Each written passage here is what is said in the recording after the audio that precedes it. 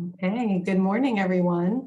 And welcome to our fall policy event, Reimagining Revenue, Changing Georgia's Tax Code is Critical for Racial Equity. I'm Dominique Durbany-Sims. My pronouns are she, her, and I am the Senior Vice President and Interim President and CEO at GBPI. As we get started this morning, feel free to introduce yourself in the Zoom chat. You can share your name, organization, and pronouns. And we'd also like to invite you to engage in today's conversation on social media using the hashtag #ReimagineRevenue. We have enabled live captions for attendees. If you would like to read them and they have not yet appeared on your screen, you may need to turn them on.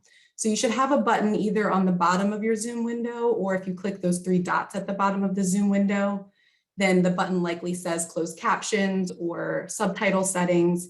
And if you click that, you should be able to turn it on. If you have any issues, please just drop a note in the chat and someone will assist you. Now, we're here today to share GBPI's new report and talk about our state's history of racist policies and practices, particularly in the tax code, and how these economic policy choices prevented Black and Brown Georgians from building wealth and economic security. It's critical that we understand our state's history because this understanding is necessary as we lay the groundwork for what we hope will be a more equitable Georgia moving forward. Unfortunately, our history is still so relevant to modern day policy because lawmakers have done little to rectify our nation's past.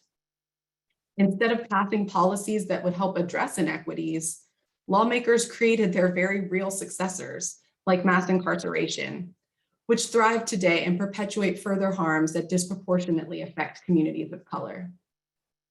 These policies, both modern and historical, combined with individual biases and structural barriers, means that racism serves as too much of a predictor of economic, educational, and health outcomes.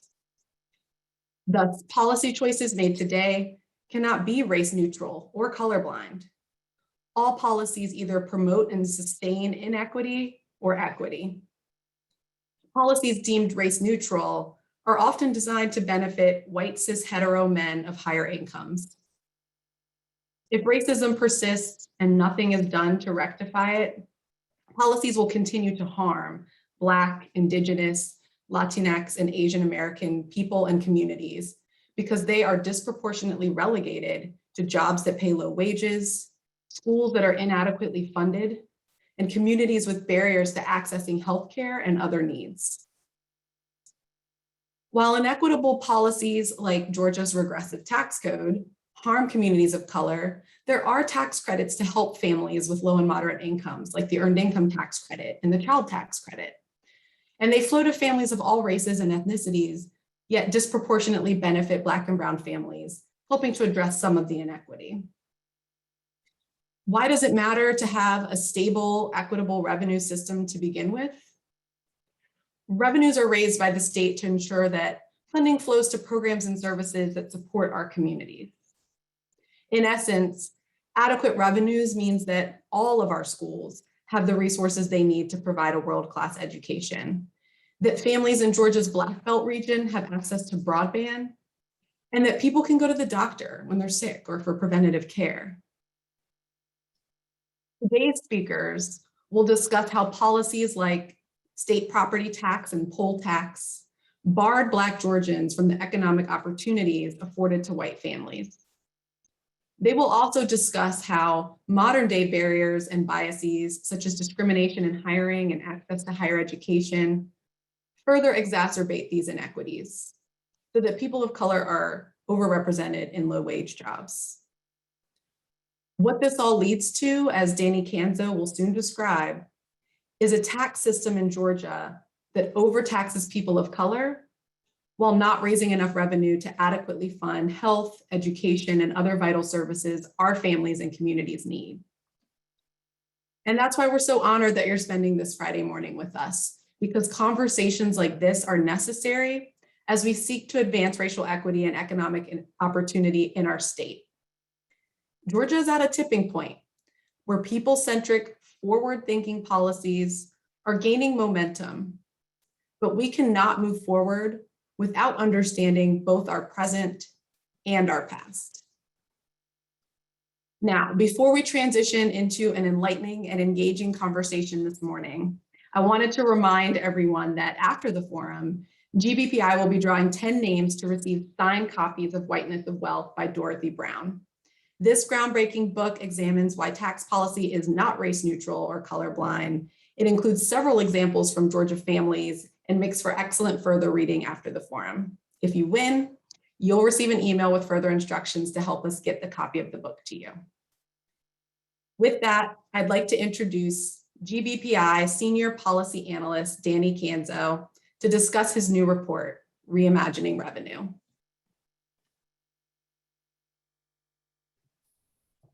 Thank you so much, Dominique, and welcome to all those joining us today. We really do appreciate you participating in this conversation, and we are so excited to release this report this morning and to host this event with some phenomenal speakers. Before I get started, I just want to acknowledge that this report is really the product of a collaborative effort on our team.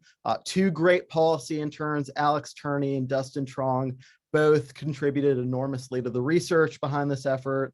And we're really excited to set the stage with this report to continue building a better state and improving on these policies.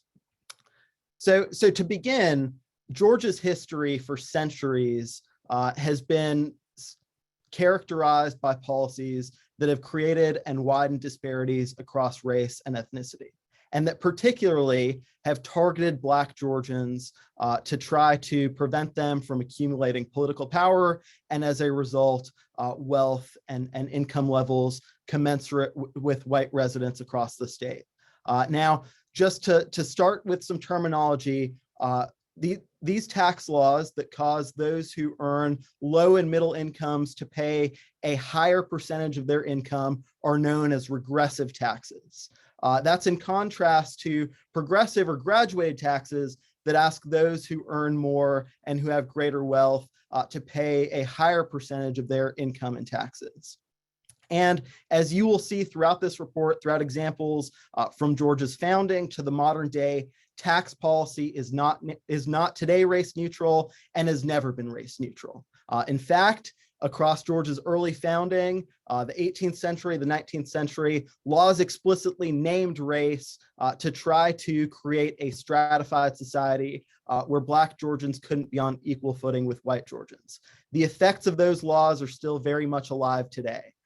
And reversing these massive racial and economic inequalities that we see across our state requires strong policy intervention. If we just stand still, these issues won't go away. And as we've seen from policies that have been implemented in recent years, those gaps will unfortunately continue to widen. So this is a distribution of wealth and income across the United States from 2009.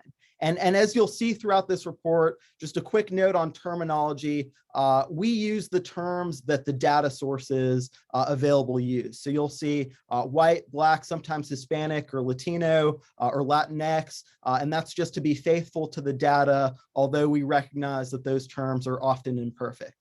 So when we look across the country, we see that white Americans on average have nearly 8 times the wealth that Black Americans do, and over 5 times the wealth of Hispanic Americans. That trend is also similarly reflected across incomes. And we will talk further in this report about barriers to occupational segregation, the effects that mass incarceration have on income in Georgians, why Black Georgians are overrepresented in the minimum wage, and other contributing factors. But as we get started, it's really important to remember these massive disparities that have been ingrained as the cumulative effect of many of these policies that have been implemented throughout our state's history. So going back to early Georgia history, the poll tax was created in 1804, and it was explicitly revised in 1852 to prevent Black and non-white Georgians from exercising the right to vote, to keep them from accumulating political power and from really having any say in the policies adopted by our state. And so if we adjust the poll tax of 1852 to 2021 dollars, it was about $9 for white men. Remember, this is before the Constitution was amended to give women the right to vote, $178 for free Black men, and over $5,300 for enslaved Black men under 60. Those over 60 were considered valueless and were also excluded. And so, that was deliberately created to ingrain that into law to make certain that people of color essentially would not be able to vote. And in the aftermath of the US Civil War, Georgia officials went to extraordinary lengths to erect additional barriers and to go further to exclude non-white people from the voting process. There are numerous instances where that's illustrated across our history. 1868 is a good flashpoint. Black Georgians were prevented from voting in the 1868 presidential election, and the state had its members expelled from Congress and put under federal military rule after the General Assembly expelled its 33 Black and mixed race members from membership. And so even where there were these limited gains where people of color started to amass just a little bit of political power, those were met with equal resistance and sometimes very aggressive efforts to push people of color back. And so this continued throughout the state's history. So in 1908, the state adopted several constitutional amendments. Those included a literacy test and a grandfather clause to essentially bar Black men from voting. And that grandfather clause was defined as if you had an ancestor that served in the Civil War or a prior American conflict, then you would be exempt from the poll tax and you would be able to vote. And so that was a way to allow lower income white Georgians to vote while ensuring that Black Georgians could not. And that literacy test was maintained even after the poll tax was repealed up until the Voting Rights Act of 1965 was implemented to continue to exclude people of color from exercising the right to vote until well into the 20th century. So the poll tax was eventually repealed in 1945, but as I explained, the effects of those voter suppression measures continued to be felt, and the result of excluding non-white people in Georgia from the political process entirely had some really serious negative policy consequences. So one of those was how the property tax was implemented and assessed to Georgians across the state. So up until the Federal Fair Housing Act of 1968 was implemented, there was widespread discrimination in real estate. Things like redlining that explicitly prevented people of color from purchasing in white neighborhoods and zones, and other both formal and informal policies that prevented the vast majority of Black Georgians from accessing home ownership. So by the 19th century, just as a gauge of revenue, the property tax was far and away the state's largest revenue raiser, made up 74% of all tax collections. And by 1919, we have records that show that property taxes were being assessed differently for white and Black households. When we get to the Great Depression era, by 1934, it's evident that those Black households that were able to own property are paying and being assessed at significantly higher rates than their white counterparts. And effectively, that was used to seize their land during the Great Depression and to hand those assets over to white-owned corporations or white residents who would then be able to take over, get those properties at lower values, and then begin amassing wealth. And so that disenfranchisement also held Black Georgians back from holding elected officials accountable in the tax assessment process. If you don't have the franchise, the ability to vote, and it's only white residents across the state that are electing these officials, that had serious policy consequences. And one of those is that those tax assessors explicitly discriminated against Black Georgians and gave favorable treatment to white homeowners. So between 1960 and 1980, a phenomenon called white flight picks up across the city of Atlanta and in the metro area.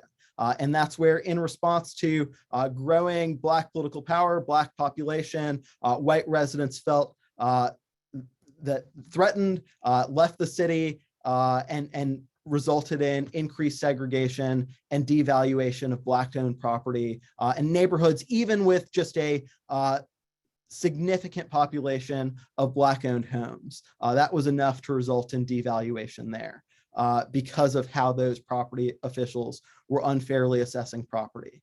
And so that kind of cemented a trend where it became really explicit that across the Atlanta metro area, Black homeowners were being charged a much higher rate than wealthier white counterparts. So in Fulton County in 1990, there's a study that shows that Atlanta families with an average income of $50,000 a year were paying an effective tax rate of 10% in their state and local property taxes, while those families that were much wealthier with an average income of $100,000 were paying about 1%. So even in real dollars, you could have had a property that should have been valued much higher, where a white family is paying much lower property taxes, and compared to a Black family who is paying even 10 times as much in some cases. And so this is a huge problem. In the late 1980s, 1988, the state started beginning a process of reform, charged the state tax commissioner with having authority to intervene in jurisdictions, and setting a flat 40% fair market value appraisal threshold to try to get more parity and put some real standards into the law. Still, we see to this day unequal treatment in terms of property appraisals. There are constantly stories where we hear about families that are treated unfairly because of their race, that are given lower valuations than white counterparts. But at the statewide level, the property tax was slowly phased out. And this actually also had, in some cases, some negative racial equity implications. So as part of the creation of the state income tax, that was tied to a corresponding reduction in property tax assessment amounts. And so what that meant is, on balance, Black Georgians and people of color who didn't have nearly as much property did not benefit in the same way as very wealthy landowners and white Georgians who held the majority of property across Georgia. And so as the sales tax became the state's largest source of revenue from the 1950s through the 80s, we see an uptick in the amount of taxes paid by people of color and low-income Georgians, and a downtick in the amount of property taxes paid by those who own the most assets, who are most likely to be white.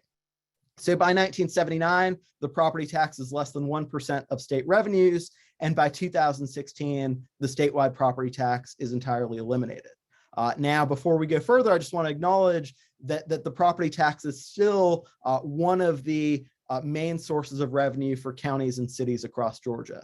And so although there now are safeguards at the state level that are supposed to hold those local officials accountable, in many cases, we still see people of color paying too much and unfair amounts, especially as it relates to the appraisal process and not receiving equal valuations in many areas, and continuing to see that trend of discrimination where neighborhoods with a significant Black population are undervalued compared to those that are more racially segregated.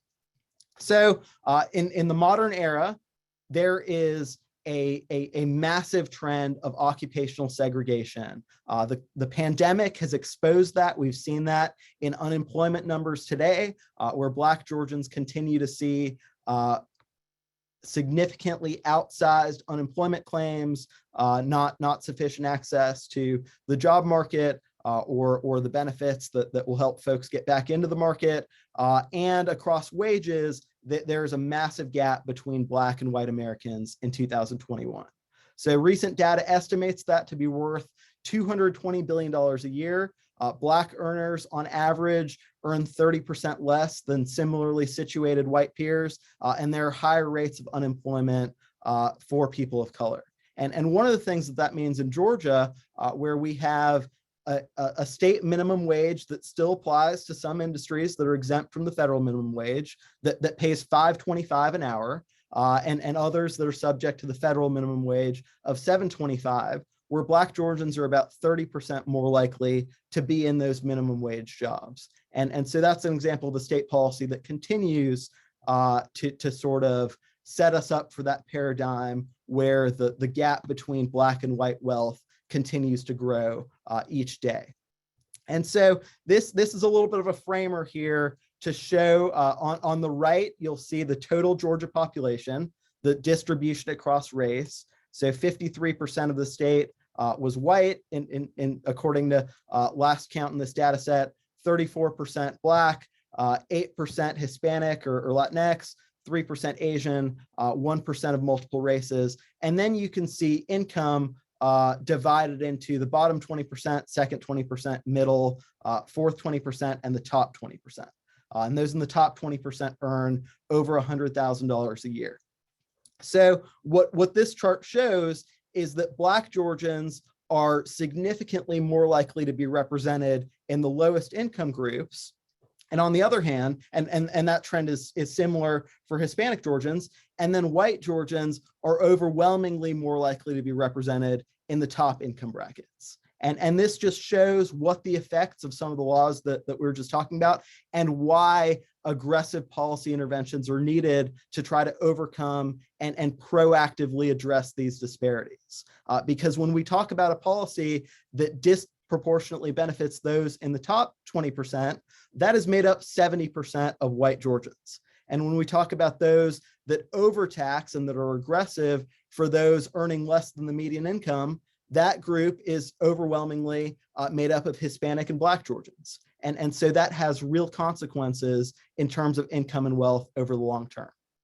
So the state sales and use tax is essentially in the modern day the most regressive tax that we have, meaning that it taxes the less you make in annual income, the higher a percentage of your income you're likely to pay in sales tax. And so it was created in 1951, almost immediately becomes the state's largest source of revenue.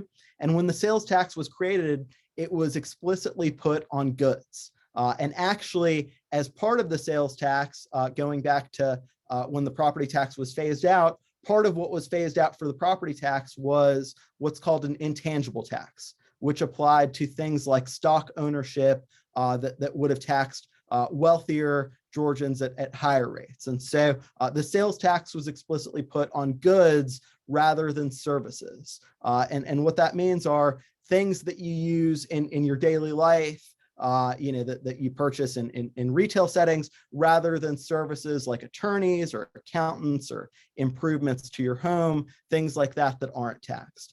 So as a percentage of state revenues, the sales tax peaks in the mid-90s. And then as our economy has continued to trend towards services, the sales tax is diminished and is now at just 20% of state revenues. And so what that means is we have become increasingly reliant on fines and fees and other regressive taxes because we are not capturing enough of that economic base in sales tax anymore. And so low and income Georgians, again, are facing the greatest burden. And when we look by race, we find that Black Georgians actually are paying an effective sales tax rate that is 30% higher than white Georgians. And so again, that's because of that very narrow base where the sales tax is just taxing goods. So Georgians in the bottom 20% of earners pay almost 7% of their total income in sales tax. And those in the top 20% pay less than 1%. And so the sales tax has evolved just a little bit in recent years. Over the last 2 legislative sessions, the state has taken a few positive steps forward. One of those was to implement the online sales tax, and more recently to include services like Airbnb in that. But today, digital downloads are still exempt. And state data shows us that of the 500,000 Georgia households right now that are estimated not to have access to a decent internet connection, a majority of those are in majority Black rural areas known as the Black Belt across Georgia. And so having digital downloads exempt from the sales tax is one of the things that makes it more regressive where those who are able to buy more of the things that they need online, ebooks rather than getting a physical copy, software, things like that, are not paying tax, while those who are going into a brick and mortar setting are. And so we also see a banking divide that is part of the reason why the sales tax is creating racial and ethnic inequities. So 16% of Black Georgians right now are unbanked. That means that they don't have access to banking services, and 30% are underbanked, which means that they don't have sufficient access to credit and banking services to meet their needs. And so that compares to 5% of unbanked and 18% of unbanked white Georgians. So we see a pretty large racial disparity there as well. And just to give you an idea of what it means that we're exempting all of these services, over the next fiscal year, which ends on June 30th of next year, the state's expected to collect $6.6 billion in sales tax. That compares to almost $9 billion that we are going to exempt because we are not taxing most services. So if we look across the nation and we kind of categorize the largest services that are in our economy, we see that Georgia stands out as a state that really doesn't tax any services, while most states across the nation tax at least something. So amusement and recreation, that should be an easy one. That's something that's the most commonly taxed service across the country. We don't tax it in Georgia. Professional services, things like accountants or attorneys, we don't tax those under any circumstances. Business services, debt collection, telemarketing, those go untaxed in the state, as well as improvements to property. And those can continue to see those racial disparities grow, where those who have the most assets are getting this favorable tax treatment, and those who have the least are having to pay sales taxes on what they consume the most. And so having that disparity in the sales tax is one of the main contributors today that is growing that gap in racial equity. Now, the personal income tax is an area where the state's personal income tax originally was actually graduated and made sense, where those who were earning the least were asked to pay the lowest tax rates, and as your income increased, you were asked to pay a bit more. Today, Georgia's income tax bracket structure has not been updated essentially since 1937. And so what that means is now, rather than a graduated income tax bracket where you're paying more as you earn more, you're getting into the top tax rate at a relatively low level of income. So single people are paying the highest tax rate at $7,000. Married people are paying the highest tax rate at $10,000. And what we also see is the state has maintained a relatively low standard deduction, which 86% of Georgians use. Their average income is $57,000, while prioritizing growing itemized deductions and corporate tax breaks. And so only 14% of Georgians itemize with an average income of $240,000. So what the state has found is that the vast majority of those tax credits, 87%, are going to the top 20%, while most Georgians are receiving a relatively small benefit from that. And so our failure to modernize the income tax has exacerbated those racial income inequalities and widened those gaps. And this shows you what would have happened if we had kept the tax structure to pace with inflation. So right now, again, you're paying the top tax rate of 5.75% if you earn over $7,000 or over $10,000. Had we adjusted those brackets from 1937 to the modern day, that top tax bracket would be $130,000 and almost $86,000. And actually, the lowest tax bracket, you would get into that at a higher level of income than where we are right now at the top of the tax bracket. So really, the failure to modernize that and to prioritize other things instead, like growing these tax breaks that very few people can access, has hurt most Georgians, and particularly people of color. And so the state has also adopted other measures that have worsened income inequality through the income tax.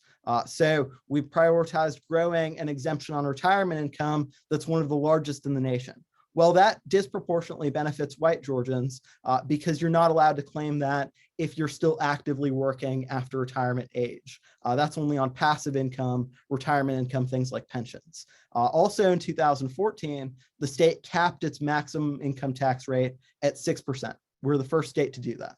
And so that caps the amount of revenue that we can raise. In 2018, we lowered the top income tax rate from 6 to 5.75%, while maintaining that antiquated bracket structure. And so that measure, 74% of the benefits went to those in the top 20%, while 26% went to the rest of Georgians, almost 4 million households. And so that's a great example of how, again, we've continued to prioritize those at the top, and that grows racial income inequality and the wealth gap. One of the other things that I kind of want to conclude on is that we have really prioritized corporate subsidies over state investments. And so over the last 40 years, we've seen the corporate income tax as a share of state revenues cut almost in half, from 9 to 4%. In 2018, the state also reduced its corporate income tax down to 5.75%. It's a flat rate. And in the last year of available data, we showed that the state, across the state, 94% of corporations either paid nothing or had a negative income tax bill. And at the same time, over the last 10 years, corporate tax credits have grown almost twofold, from 3.4 billion to over 6 billion. And as we've looked at some of these specific tax credits, we found that in many cases, 90% of the benefits go to those earning in the top 20%, over $100,000 a year, while very few benefits go to low and middle income Georgians. And so you can see that here, those in the top 1% are getting the vast majority of benefits, followed by those at higher income levels. One other thing that we've seen in recent years grow that I want to mention are fines and fees. Those contribute to worsening racial and economic inequality. Black adults are incarcerated in Georgia at twice the rate of their white peers, making up 60% of our state prisons, over half of our state jails. And what we see is that those with criminal records are not treated equally in the workforce. So similarly situated white people with a criminal record earn an average of $49,000 compared to Black Americans that earn much less, $39,000. And on top of that, the state requires all felony probationers to be supervised by the state and assesses costly fees to be in compliance with that. And for those who have been convicted of misdemeanors, private probation companies oversee them. And so that adds costly private fines and fees that are higher than they need to be because we're outsourcing that work to private companies. And so to conclude, there are a series of policy recommendations that we can implement to reverse this trend and to begin to see greater equality and equity across the state.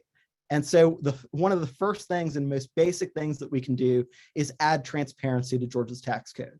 The state should be publishing statistics across race, gender to give us that data, and should also be conducting regular reviews of the corporate income tax breaks that have grown so precipitously over recent years.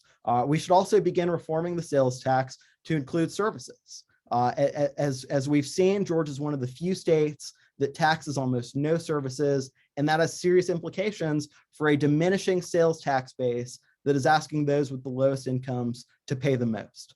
We should also adopt refundable tax credits, things like the earned income tax credit, the child tax credit, the child independent tax credit. All of those target families and low-income workers, caregivers, and help to put more money back in their pockets and help to level the playing field, to grow their incomes and reduce the amount of taxes that they're paying into the state. Another thing that we can do is eliminate many of the state's itemized deductions in favor of a larger standard deduction.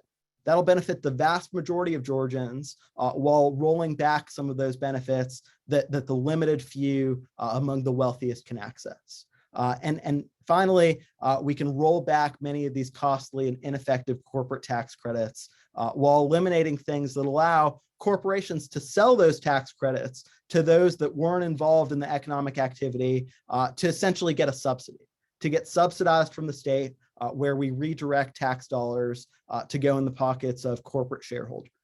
And so here you can see what the earned income tax credit could do for racial equity, where Black Georgians, and particularly those among the lowest income groups, are getting the greatest benefits, and that helps to reduce racial income inequality. Hispanic tax filers, again, seeing substantial benefits, and low-income white filers are also seeing benefits, but as you see, the numbers are helping to balance out that racial equity, and those folks are represented in a lower proportion among the lowest earning groups.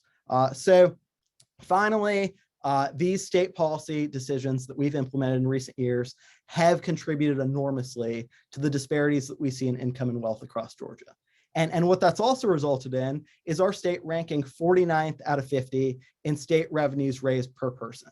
And so that has real effects in terms of underfunding healthcare, education, the fact that we have an expanded Medicaid like 30 other states have, and all of those things widen and contribute to racial disparities all across our state because of the underfunding of core services and programs.